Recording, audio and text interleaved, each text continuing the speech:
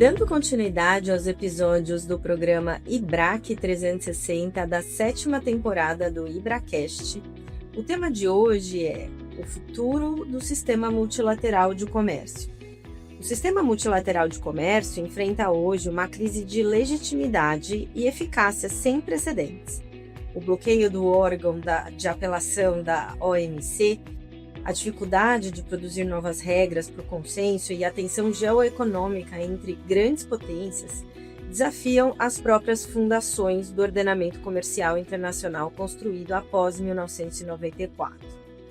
A reforma da OMC deixou de ser uma discussão técnica para se tornar um nó central da política contemporânea. Para debater esse cenário, nosso convidado de hoje é o ministro Felipe Rez. O ministro Rez é diplomata de carreira do Ministério das Relações Exteriores, com ampla experiência em comércio internacional e propriedade intelectual. Atuou como representante do Brasil junto à OMC em Genebra, tendo participado de negociações multilaterais em diversas rodadas e conferências ministeriais. É um dos principais especialistas do Itamaraty nas discussões sobre a reforma do sistema multilateral de comércio, solução de controvérsias e a agenda digital na OMC. Ministro, muito obrigada por ter topado conversar conosco, participar do nosso programa. É uma honra imensa para o IBRAC tê-lo aqui no nosso programa. Muito obrigada. Bom, eu vou já começar aqui com uma primeira pergunta, ministro, e eu gostaria de saber se o senhor poderia nos oferecer um panorama sobre o atual momento da OMC. Em que medida a paralisia do órgão de apelação desde dezembro de 2019 compromete a credibilidade do sistema multilateral de comércio como um todo? E qual o impacto prático disso para países como o Brasil? Perfeito. Obrigado, Flávia, Cláudia, Matheus. Prazer estar aqui com vocês. Essa questão da crise da OMC, realmente, eu acho que é um dos temas mais relevantes que nós temos na agenda internacional hoje em dia. É uma crise ampla da questão do multilateralismo, mas que no campo comercial adquire, acho que, contornos dramáticos. O conceito de reforma da OMC já não é algo novo, já tem pelo menos uns 20 anos, se você fizer arqueologia de documentos, já tem uns 20 anos de reforma da OMC, e com a paralisia, né, do órgão de apelação, essa certa disfuncionalidade da OMC começou a ficar cada vez mais clara, né? Ou seja, não está funcionando, você não consegue mais fazer com que um dos 3 pilares centrais, né, em cima dos quais a OMC foi criada, né, a resolução de controvérsias, começou paulatinamente a ficar inoperante, fazendo com que alguns membros tenham optado para criar um mecanismo à parte, digamos. A gente chega lá, mas agora essa fase, a inoperância do órgão de apelação talvez seja a ponta do iceberg, a face mais visível dessa crise. Mas a verdade é que a crise da OMC ela é muito mais profunda do que a inoperância do órgão de apelação. Eu acho que o que está por detrás são movimentos, placas tectônicas do comércio internacional que vão se modificando ao longo dos anos. É normal, o comércio é uma área muito dinâmica, os atores são dinâmicos, né? Então realidades são destruídas e construídas. E o que me parece é que o que nós chamamos, né, de OMC do livro verde, né, que são os acordos da OMC, esses acordos talvez não estejam à altura dos desafios do comércio contemporâneo. Você tem um problema, o marco normativo da OMC talvez já não atenda mais às demandas de hoje em dia. E aí, obviamente, e as regras mínimas, em torno das quais todo mundo acordou obedecer, não funcionam, obviamente ninguém vai se sujeitar a uma controvérsia baseada nessas regras que você entende que já não funcionam mais. Então, acho que o problema da crise do órgão de apelação é sintomática de uma crise das regras da OMC. As regras não são mais suficientes para fazer com que todos, né, as obedeçam. né? Tanto é que, lembrando, a finalização das negociações do acordo, né, do acordo de solução de controvérsias da OMC, foi um dos últimos da rodada do Uruguai. Então, primeiro você teve que fechar os acordos substantivos, e uma vez que ficou claro, são essas regras, tá bem, então agora nós vamos fechar, né, as regras por meio das quais nós vamos dirimir as conclusões que derem com base nas regras substantivas. Então, por isso que essa crise do órgão de apelação, na minha opinião, eu não acho que a maneira correta é tentar resolver o problema do órgão de apelação. Eu acho que o problema colocado dessa maneira é insolúvel, porque o problema, se você não tratar de problemas de fundo, eu acho muito difícil que atores como os Estados Unidos aceitem de novo ser regulados por um órgão de apelação que vai aplicar, né, marcos normativos que, pelo menos, estou pegando os Estados Unidos como exemplo, mas acho que tem outros também, que entendem que já não resolvem a situação. Ministro Felipe, vamos começar então falando de órgão de apelação. A gente está com 6 anos de paralisia do órgão de apelação e a comunidade internacional parece que já se adaptou, pelo menos parcialmente, por meio de mecanismos alternativos, como o MPIA. Na sua opinião, né, a gente está caminhando para uma reconstrução do sistema tradicional ou para um novo modelo de solução de controvérsias no comércio internacional? Pode comentar também um pouco para a gente sobre o MPIA? Claro, Cláudia, olha, eu acho que o MPIA ele tem que ser analisado, são ângulos diversos, né? Eu acho que ele tem uma função primordial, talvez o primeiro objetivo do MPIA é restaurar um dos alicerces da OMC. Como eu falei, são 3 pilares, né? O pilar das negociações, o pilar da transparência e o pilar da controvérsia. Então, com um deles paralisado, o sistema fica capenga, não fica operante. Então, eu acho que a decisão de membros importantes de remediar isso por meio da criação do mecanismo alternativo se insere nesse esforço de o sistema está com um problema sério, precisamos corrigir esse problema. Eu acho que o MPIA vem um pouco com esse objetivo de restaurar a credibilidade, de você ter um mecanismo que possa, né, dar soluções para diferendos comerciais importantes. Então, acho que essa é o primeiro nível, digamos, de análise do MPIA. Agora, o que acho que às vezes não fica, literalmente não caiu a ficha, é que o MBA é um acordo plurilateral, né? Ou seja, é um pouco também o reconhecimento de que multilateralmente as soluções a gente não consegue mais soluções multilaterais. Então, o que o MPIA é uma resposta plurilateral, é um acordo plurilateral que tenta um grupo de países like-minded, que tem o mesmo objetivo, decidem fazer uma regra paralela. Né? E isso é muito importante porque um dos aspectos que também está presente nessa paralisia da OMC, tirando esse carro-chefe, digamos, que é o órgão de apelação, é a questão da dificuldade e da falta de consenso para você negociar novas regras, novos marcos normativos, atualizar os acordos da OMC. Então, é sempre esse debate, se os plurilaterais, se acordos plurilaterais são ou não a salvação, ou se acordos plurilaterais, na verdade, vão destruir a OMC. Então, você tem um debate muito, muito intenso, são muitos ângulos para essa questão. Qual é o papel dos plurilaterais, se nós deveríamos aceitar ou não, se eles são a solução ou se eles são a pá de cal. É um debate que não tem fim, é o copo meio cheio ou o copo meio vazio. Aí cada um vai ter um ângulo de visão. Eu acho que são as duas coisas ao mesmo tempo. Ou seja, primeiro é a constatação do óbvio. É o que dá para fazer.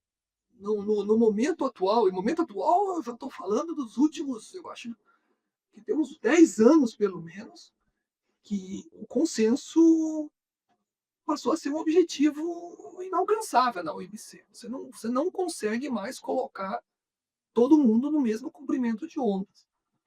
Eu acho que parte disso é acreditado a uma perda de uma visão de mundo que você tinha e que você perdeu. O que eu quero dizer com isso? Que a rodada Uruguai e a criação da OMC se deram no contexto do consenso de Washington. O que era o consenso de Washington? Lá no final dos anos 80.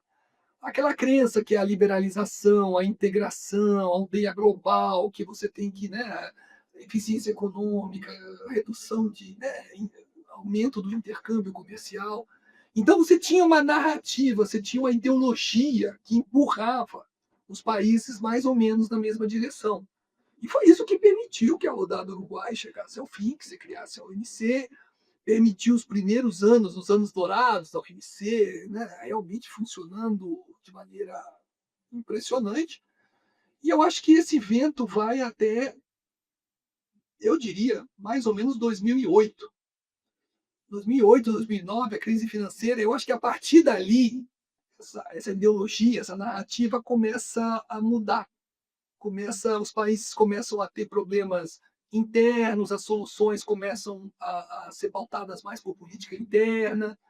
Você tem o surgimento de atores como a China, que passa a ser um elefante na sala que não tem como fingir que não existe. Então, os países começam a se verem forçados a ter que dar respostas a essa mudança estrutural de maneira, às vezes, unilateral, ou cada um tentando ver como lidar com a China. E a partir sei lá, 2015, depois do acordo de facilitação de comércio, que foi, acho que, o último suspiro que foi possível ainda conseguir um acordo multilateral, a partir dali, você não consegue mais multilateral. Então, eu acho que a primeira coisa que a gente tem que constatar é que o mundo mudou. Não adianta a gente ficar saudosista, achar que, poxa vida, os anos 90 passaram, enfim, foi. Você não consegue voltar a roda da história para trás. Você tem que lidar um pouco com a realidade.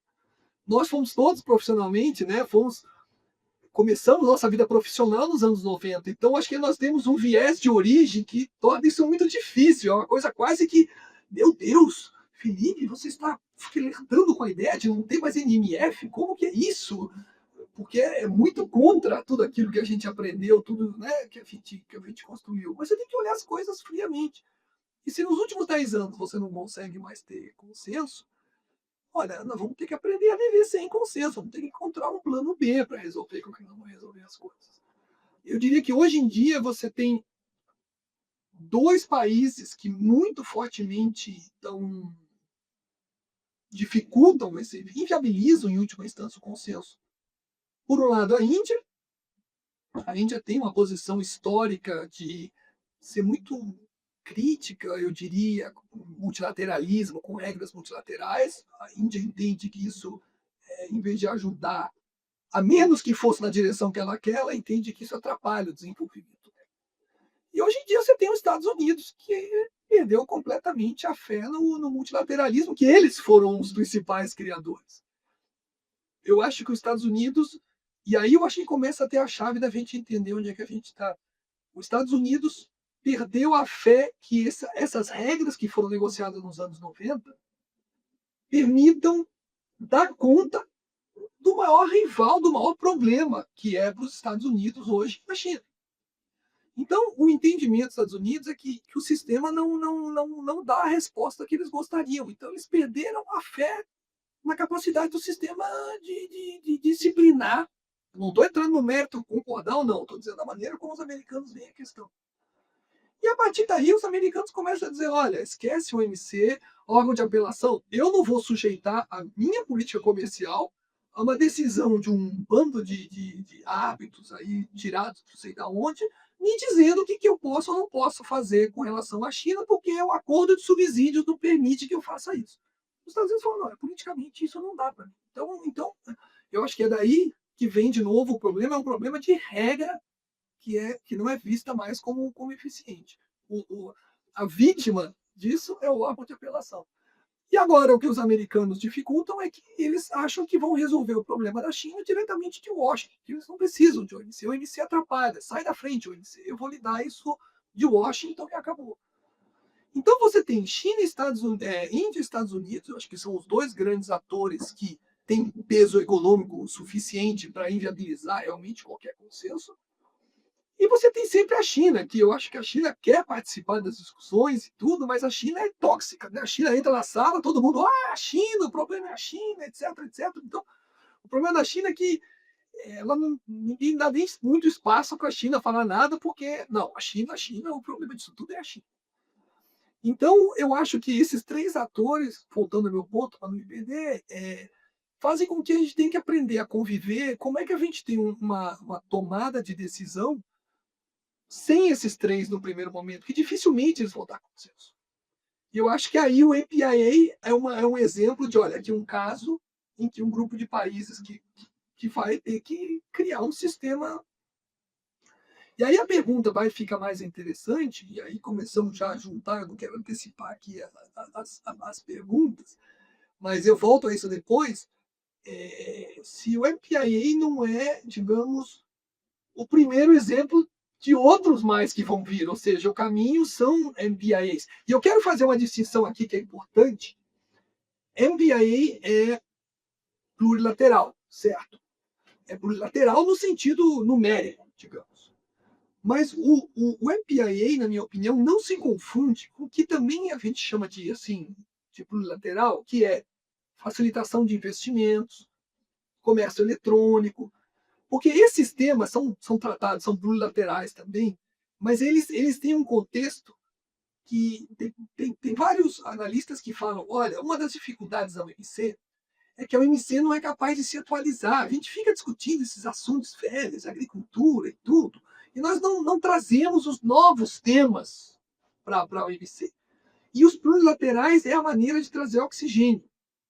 Então plurilateral para esse tipo de visão é o acordo de facilitação de investimentos, de comércio eletrônico, que é uma das, segundo essas visões, é um dos problemas da OMC, ser incapaz de avançar a sua agenda.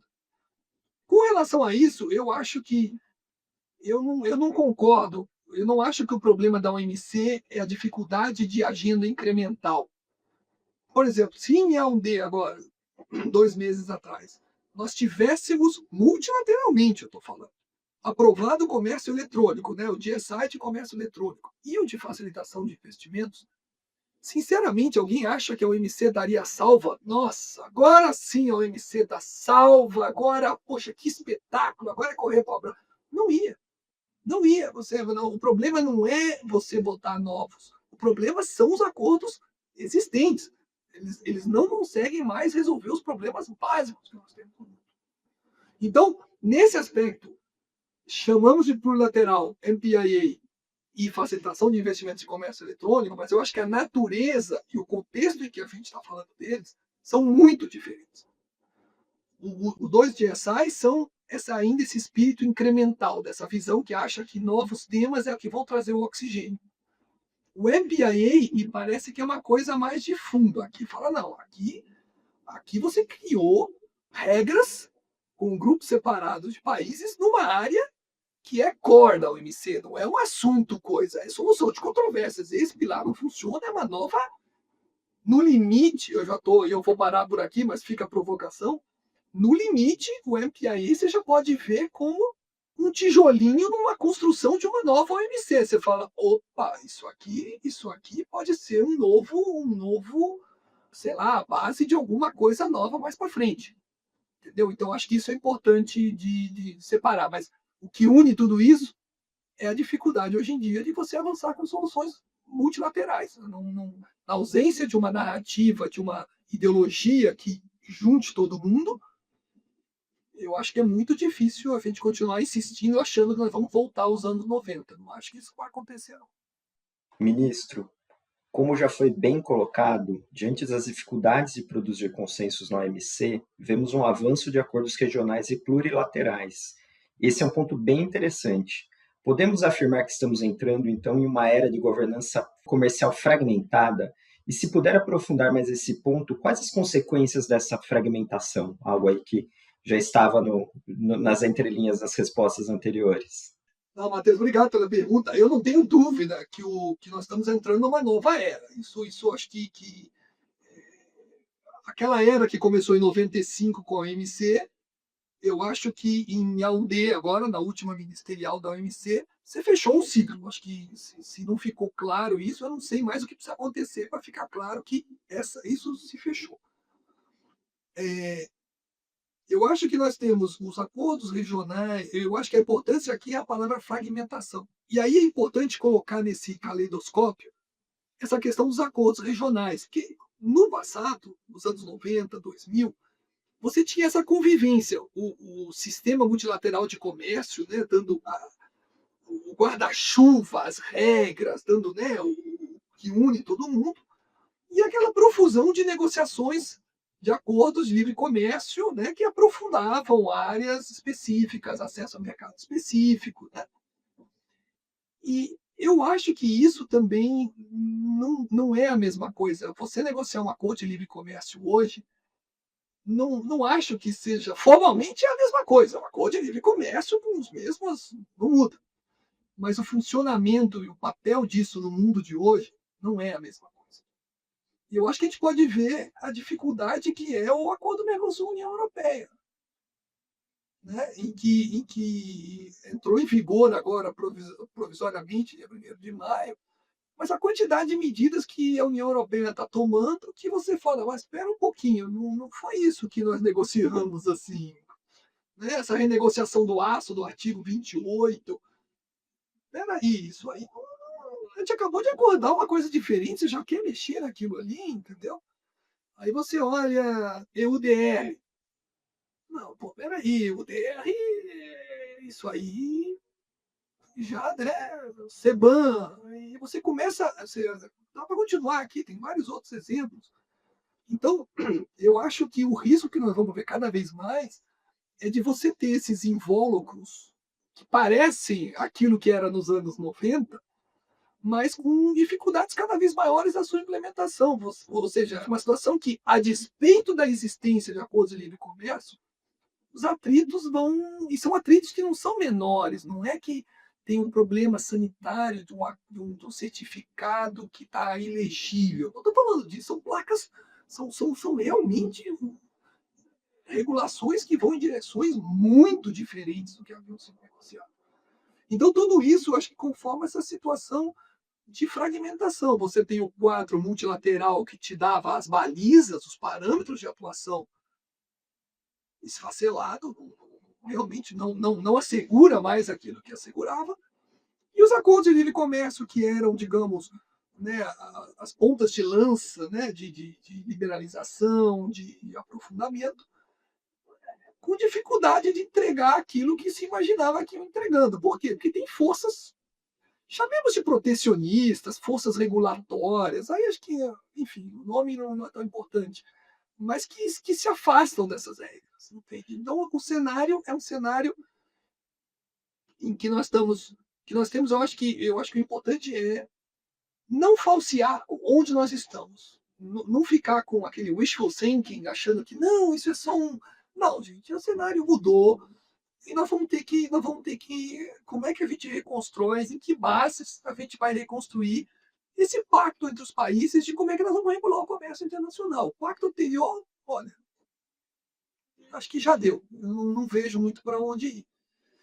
Então, aqui vai levando um pouco para essa. O que significa um sistema multilateral de comércio fragmentado? Parece quase uma contradição em termos, né? Você fala, peraí, mas é um sistema fragmentado? O que nós precisamos, o que a gente esquece, eu acho que existia um mundo, as relações comerciais internacionais, né, existia um sistema antes de 95. Entre 1947 e 1994, existia um sistema multilateral de comércio. Diferente do que a gente conhece. A gente, né, profissionalmente, a gente conhece ele, né, a partir da OMC, com as regras da OMC. Mas existiu, teve vida inteligente antes da OMC. E eu acho que é isso que a gente tem que voltar. E como é que era esse mundo antes da OMC? Era um mundo em que você tinha MPIAs, se você quiser, plurilaterais no sentido MPIAs, ou são plurilaterais de substância, não aqueles que eu falei que são incrementais. Você tinha o código antidump, código de subsídio, você tinha o GATT. Eram acordos que regulavam aspectos importantes do comércio internacional, cujos participantes eram um número limitado de países. Né? Lembrar que lá em 47 o GATT começa com 23 países. Então, eu acho que o cenário que a gente está é um cenário pré-95. E aí, se você olhar com esse ângulo, você pode começar a falar, não, peraí, então, não, vamos dá para a gente, de repente, começar a pensar alguma coisa. Não é o fim dos tempos, entendeu? Porque a gente fica tão fechado em pensar o mundo, né, o comércio internacional regulado pela Organização Mundial do Comércio, que você acha que não, se isso ruir, né, é o caos. Não, você perde coisas evidentes, mas tem que dar um jeito, né? E aí eu acho que nesse esforço de você olhar para frente agora, ou seja, a partir dessa situação é fragmentado, o que existe já não dá conta mais, essa roupa está velha, essa roupa não serve mais. Nesse mundo fragmentado, o que eu consigo construir? E eu acho que o primeiro ponto de partida, que é fundamental, não é um aspecto menor, é se dar conta que nós não estamos mais sob o signo do livre comércio. Isso passou. Livre comércio, liberalização no sentido anos 90, isso acabou. Nós estamos no signo do comércio administrado. Comércio administrado, com transparência, com barreiras, mas aquela coisa de liberalizar, tarifas a zero, abre tudo, eu não acho que esse seja, digamos, os valores que norteiam o comércio nacional contemporâneo. Então, acho que isso é uma mudança para você começar a pensar como que eu reconstruo o castelinho, os tijolinhos daqui para frente. Primeiro ponto é, esquece o que existe e lembra que agora nós não vamos reconstruir o castelo dos anos 90, lá na liberalização. Agora não é. Então, acho que esses são os pontos de partida para você pensar daqui para frente. Eu vou puxar aqui justamente de um ponto positivo, né, com relação às regras plurilaterais e os fechamentos de ciclos e início de novos ciclos que a gente vê nessa história do comércio internacional. Muitos viram as regras plurilaterais para comércio digital na MC14 como um marco na evolução, talvez, desse novo modelo, né, Felipe? Queria entender um pouco de você se esse tipo de iniciativa, de fato, fortalece a organização, permitindo avanços concretos ou ajuda a enfraquecer o multilateralismo que a gente já não está vendo mais hoje, né? Cláudio, eu acho que aí o exemplo do acordo que foi assinado, né, foi posto provisoriamente em prática por um grupo de países nessa área de comércio eletrônico, ele é um bom exemplo disso que eu estou falando. Primeiro que o simples fato de falar comércio eletrônico, isso é tão anos 90, comércio eletrônico, sério, você está falando de comprar um livro na Amazon, de mandar entregar em casa, como era nos anos 90? Hoje em dia é dados, é streaming, é um negócio, é outro patamar, é outra conversa. Então, o que você olha para esse acordo de comércio eletrônico, ele é quase bom, mas não serve para quase nada, porque, no fundo, você tá atrasado. O mundo andou muito mais rápido do que isso. Então, ele realmente agrega, e eu não vejo o que ele agrega, enfim, de coisa. Agora, um dos grandes temas hoje que você tem que discutir é essa área de economia digital, mas não tem a menor dúvida. E aí, mas você quer fazer uma discussão séria, você tem que discutir, primeiro, se a gente continua com essa coisa de um acordo para bens, o GATT regula bens. Serviços é o GATT. Não confunda bens com serviços. São duas coisas totalmente diferentes. E aí você tem propriedade intelectual, isso é outro acordo, não tem nada a ver com bens nem serviços. Não, gente, sinceramente. E aí entra comércio eletrônico, o que foi acordado ali. Fala, não, pá, isso aí não está nem para o cheiro. Se a gente quer realmente atualizar as regras, uma das áreas que nós vamos ter que revisitar a essência da regra, o que nós estamos querendo falar, é esse universo GATT, propriedade intelectual, comércio eletrônico. Mas é economia digital. Isso tem que ter um negócio completamente novo. Você não consegue mais avançar com essa caixinha tão estanque, entendeu? Então é isso. Se você se reconhece que o desafio é desse tamanho, você olha para esse dia sai de comércio eletrônico e fala, cara, Isso aí é amendoinzinha de aperitivo. Isso aí não dá nem para começo do que nós temos que discutir. Entendeu? Toda a parte de fake news, de segurança de rede, de inteligência artificial, you name it, o que tem que discutir aí. Primeiro discutir até que ponto é o MC, é só o MC, é comunicar. O que é? Tem que. Eu não tenho a solução, evidentemente, mas eu espero tentar ajudar na que tipo de pergunta que você tem que fazer, porque senão você fica achando que está discutindo grandes coisas e, no fundo, você está discutindo, mas não está servindo para outra coisa. Então, essa é uma área que seguramente tem que.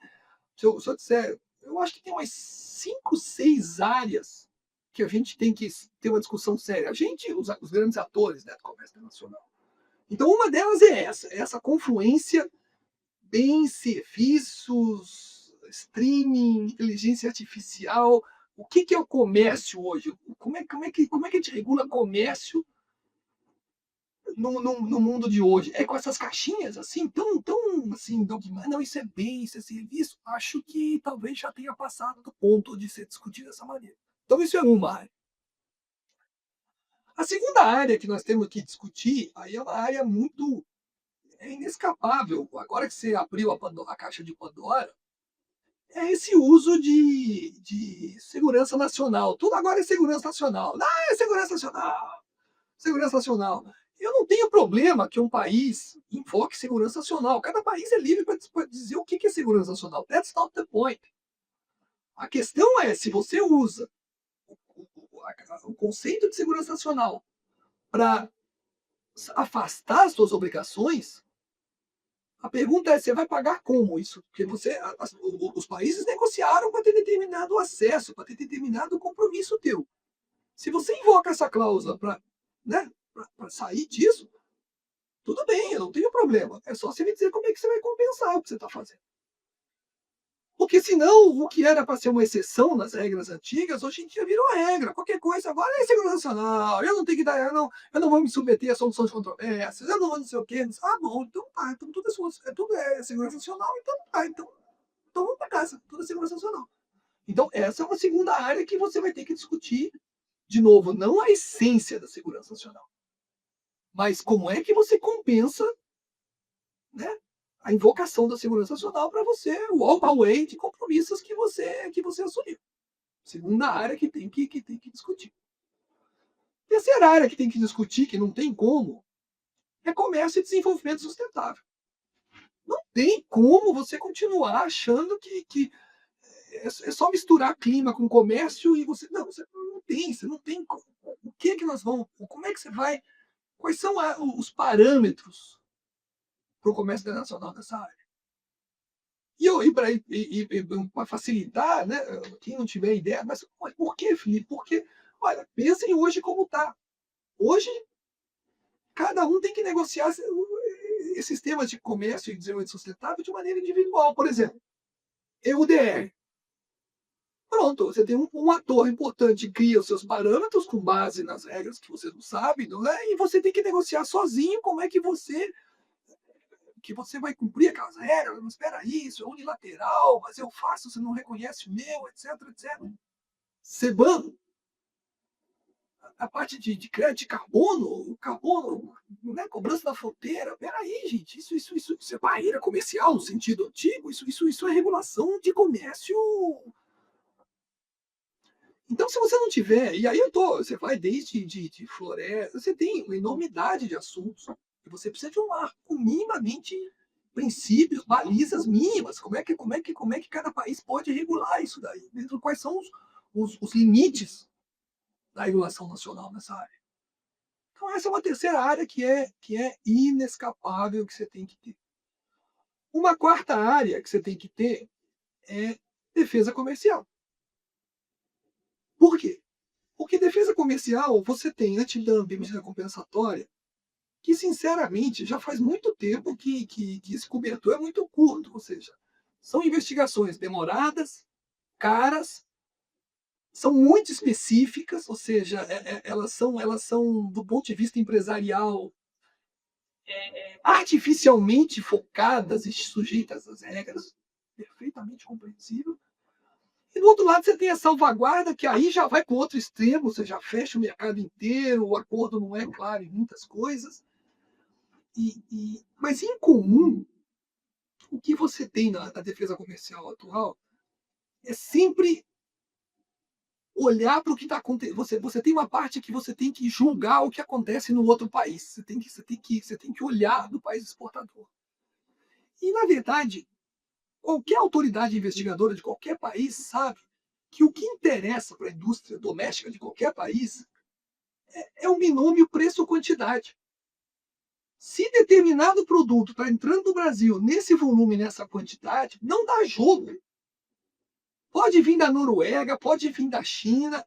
Fala, cara, eu não estou nem aí da onde que está vindo. Eu também não estou preocupado se é manipulação do câmbio, se é subsídio. Cara, não interessa. Interessa que a economia política da história é nesse volume, nessa quantidade, não dá jogo.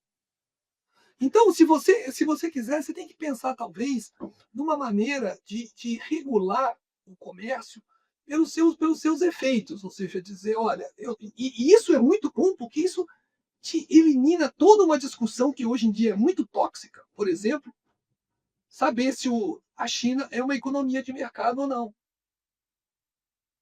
Então, isso daí você fica discutindo, não é, problemas, etc, etc. Quando você fala, cara, sinceramente, eu, do ponto de vista de uma autoridade investigadora, falo, cara, tanto faz como tanto fez. Eu estou olhando o resultado final. Entendeu? E aí eu acho que uma coisa que eu queria chamar a atenção, a União Europeia fez uma mudança de posição que passou, acho que desapercebida de muita gente, com relação ao tratamento a ser dado à China. Por quê? Porque em 2001, na sessão da China, qual era o pressuposto por detrás da sessão?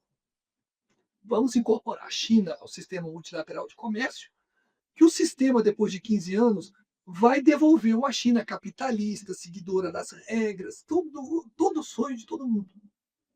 Pois é, só que não. A China é um bicho grande demais, é um bicho sui generis. E a União Europeia, num documento do final do ano passado, reconheceu isso e disse que, olha, nós não vamos mudar a China. O mundo é que tem que aprender a conviver com a China. Cara, isso é uma mudança de 180 graus na maneira de você lidar com o problema. Você muda completamente a equação. E eu acho que isso é muito importante porque muda também e você abre a possibilidade de você incorporar a China na discussão. Por quê? Porque qual foi historicamente o problema que a China sempre teve com economia de mercado, etc, etc? Duas coisas. Primeiro, a China sempre foi contra a discriminação. Por que vocês estão me discriminando, etc, etc? Isso é um problema que você entende. Quem é discriminado sabe que não tem graça nenhuma ser discriminado. Enfim, E a segunda coisa é a China quer, como grande potência comercial que é, ter o direito de sentar na mesa e discutir as regras que vão afetar ela. Ela quer sentar de igual para igual, ela quer sentar no clube dos grandes e negociar as regras como todo mundo. Então, do momento em que a União Europeia faz essa mudança de posição essencial, você abre a possibilidade de, eventualmente, poder ter a China sentada à mesa sem ser discriminada. Agora, o que a China sempre disse, a China não é ingênua. Ela sabe que as novas regras, eventualmente, são regras que vão afetar muito ela, claro. Ela é a principal exportadora do mundo, ela sabe que é ela que está. Mas a ela vai ser dado o direito de negociar as regras e negociar com todos os grandes. Então, eu acho que. E aí, isso abre espaço para um eventual novo instrumento de defesa comercial, em que essa situação dos países exportadores não interessa. É uma questão de um gatilho, preço, quantidade, que aciona uma determinada proteção, que não é NMF, é uma coisa que tem um cheiro de salvaguarda, mas não é uma salvaguarda.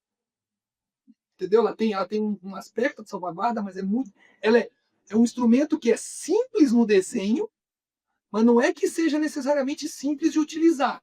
Não é um gatilho que qualquer 2 quilos de comida, pronto, salva. Não é isso. Mas a essência, o desenho do mecanismo é muito mais simples. E a última área que não tem como fingir que não existe, eu espero que eu não esteja estourando todos os tempos aí, mas é a agricultura.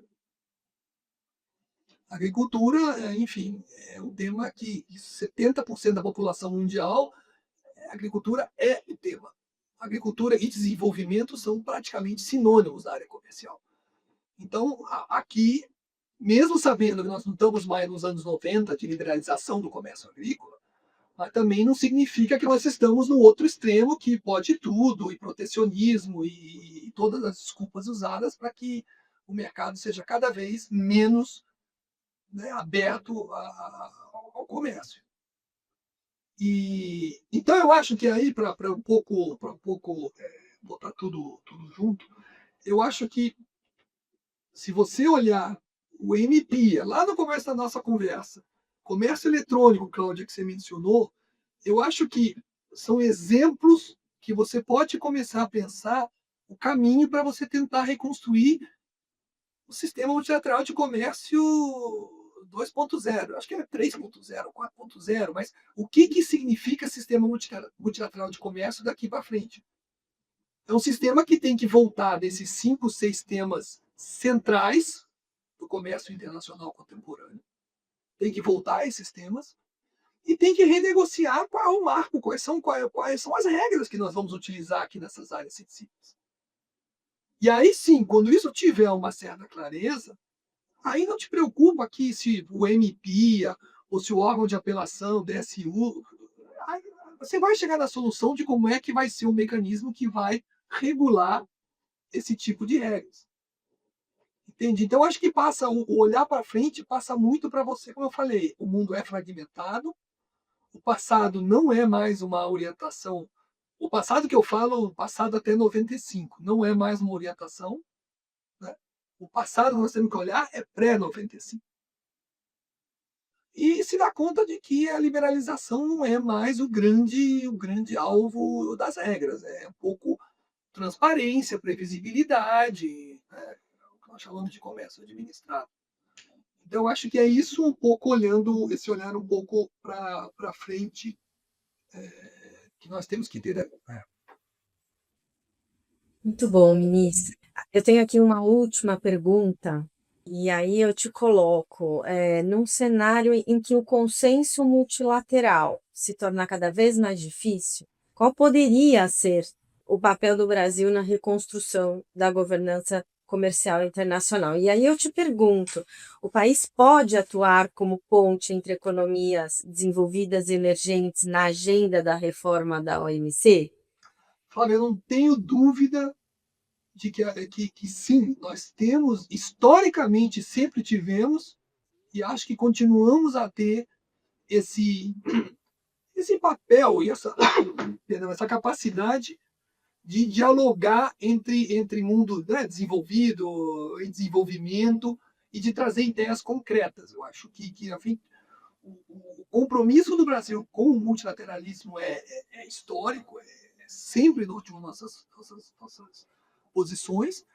O nosso esforço agora, eu acho que essa conversa é nessa linha, sem abrir mão desse princípio, dessa necessidade de reconstruir o multilateralismo, mas reconstruir com as características que existem hoje, não é ficar repetindo coisas que no passado deram certo. Entendeu? E eu acho que pensar fora da casinha, eu acho que faz parte desse exercício. E aqui são algumas ideias, enfim, claro, não são nem as melhores nem as únicas, mas é o tipo de exercício que você tem que fazer, é olhar as coisas, não é reforma cosmética. Eu acho que esse tema de usar a expressão reforma da OMC desgastou muito, porque, como eu falei lá no começo, sempre foi usado, mas agora não é passar uma mão de tinta, botar um prego na parede, realmente é quase destrói a casa e começa de novo, porque eu não vejo mais como com reformas incrementais, ou não, bota uma nota de rodapé aqui, não vai resolver. Você tem que ir na essência da coisa. E aí as pessoas, às vezes, eu escuto a reação, mas Felipe, abrir todas essas regras, você acha que Deus me livre? Vamos por partes, né? Ou seja, o instinto fala, não, vamos pegar um tema, vamos devagar, uma coisa de cada vez. E a minha reação é, não vai funcionar. Por quê? Porque, a menos que você comece negociando uma coisa de cada vez, começando com a agricultura, não, por que vai começar com a sua coisa, com o tema que você quer e não com o tema que eu quero? Entendeu? Então a única forma de todo mundo sentar na mesa, é a velha regra de como é que você tem uma negociação. Você coloca um número de pessoas em volta da mesa, cada um põe o que quer. Tem coisas que eu vou gostar, coisas que eu não vou gostar. E da combinação, fala, tá bem, Cláudia, eu não gosto muito disso, mas eu estou ganhando do Matheus isso, e aí eu consigo vender em casa. São os trade-offs, gente. Mas é a regra básica de qualquer negociação. Se você afunila, põe uma hierarquia, você nunca vai chegar num consenso o que vem primeiro, o que é mais importante, o que é mais urgente. Cada um vai ter uma resposta legítima para isso. E aí você vai ficar discutindo e rodando. Então tem que voltar e dizer, cara, vamos fazer aqui uma discussão. Eu acho que esses grandes temas que eu falei, conversando informalmente, você pode botar um tema a mais, tira um, bota um, mas essas são as grandes áreas que você tem que sentar. Outra área que, por exemplo, eu dou exemplo que a gente não gosta muito, área sensível, a questão que países desenvolvidos gostam sempre de trazer para a mesa, questão de desenvolvimento. Né? E, obviamente, na agenda de países desenvolvidos, quando eles querem trazer o tema de desenvolvimento, 99,99, acho que é 101% das vezes, é graduação de países de desenvolvimento. Né? Ou seja, não, China, Índia, Brasil, vocês não, vocês são países desenvolvidos para efeitos de comércio e tudo. É uma discussão que o Brasil tem dificuldades com a discussão dessa forma. Agora, dizer que o tema de desenvolvimento não é um dos grandes temas a ser discutido, tá bem. Vamos discutir. Agora, eu só posso discutir aí se os meus temas também tiverem. Então, você vê, de novo, volta ao que eu estou falando, o princípio. Ou todo mundo coloca na mesa o que quer, e aí eu vou ter que encarar temas que eu não gosto, mas para poder ter o que eu quero, eu tenho que discutir o que eu não quero. E se isso é válido para todo mundo, você fala, bom, então nós temos a base para começar uma discussão séria, entendeu? Qualquer coisa de vamos por partes, e isso volta um pouco à questão do órgão de apelação. Você não vai convencer os americanos a resolver o problema do órgão de apelação assim, em abstrato, porque é bom para o sistema. Porque... Não vai. O americano fala, tô nem aí, cara, meu problema é outro. Não vou fazer, ponto final.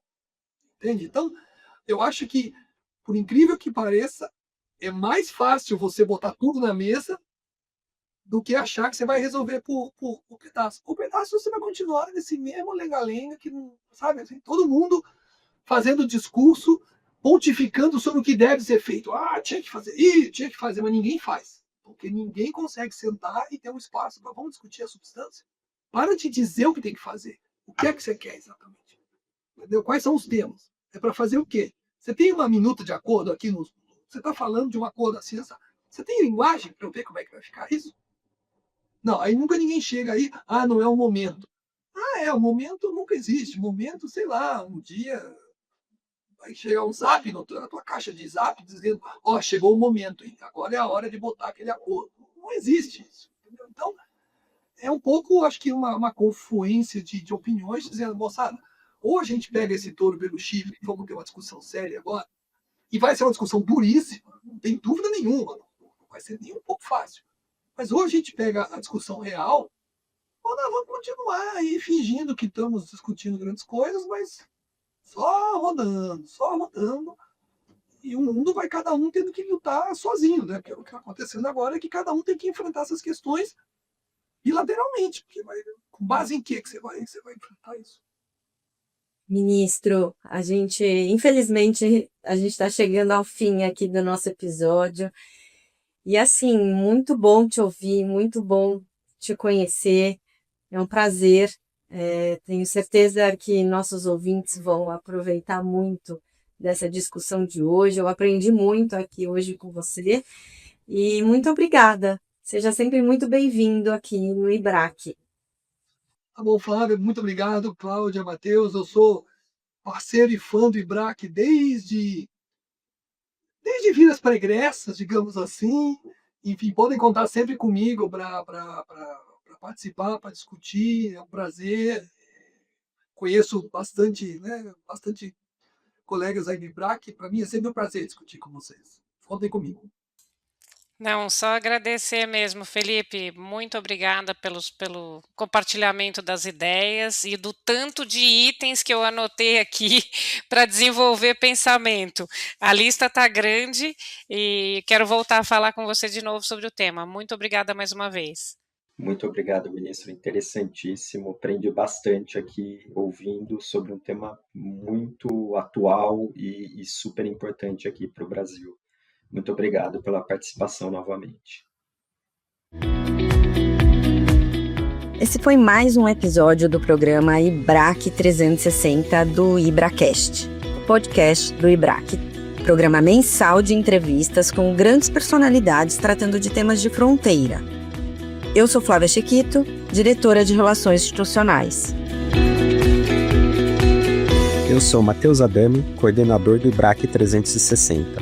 Contamos com a colaboração de Luciano Costa e Maria Dolores na edição e comunicação desse programa. Obrigado por nos acompanhar. Até os próximos episódios.